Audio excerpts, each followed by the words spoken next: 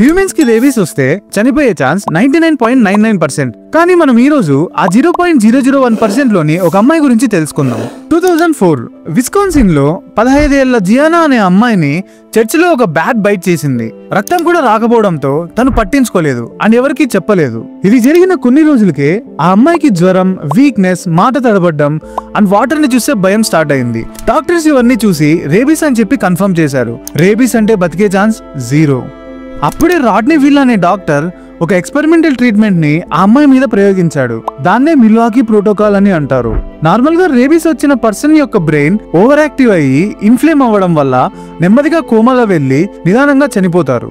So ఈ doctor యొక్క idea ఏంటంటే ఆ అమ్మాయికి కిటమిన్ అండ్ మిడోజోలం అనే డ్రగ్స్ ఇచ్చి మెడికల్లీ ఇండ్యూస్డ్ కోమాలో పెట్టారు.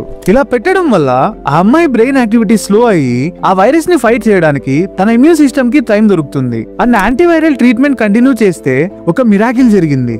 జియానా బాడీ రేబీస్ వైరస్ ని ఫైట్ చేయగలిగింది. ఇప్పుడు జియానా హెల్తీగా ఉంది. ఈవెన్ మ్యారేజ్ అయ్యి పిల్లలు కూడా ఉన్నారు. హిస్టరీలో రేబీస్ నుంచి సర్వైవ్ అయిన ఫస్ట్ పర్సన్ గా జియానా నిలిచింది. కానీ తర్వాత చాలా మందికి ఈ ట్రీట్మెంట్ చేసినా సర్వైవ్ అవ్వలేకపోయారు. ఇప్పటికీ ప్రతి సంవత్సరం దాదాపు 60,000 మంది రేబీస్ సోకి చనిపోతున్నారు. ప్రపంచ వ్యాప్తంగా కొన్ని లక్షల మంది ఈ రేబీస్ సోకి చనిపోయారు. కేవలం 14 మంది మాత్రమే ఈ వ్యాధి నుంచి బ్రతికి బయటపడ్డారు. So prevention is better than cure. మరిన్నో ఇలాంటి ఇంట్రెస్టింగ్ వీడియోస్ కోసం ప్రాజెక్ట్ X ని సబ్స్క్రైబ్ చేసుకోండి.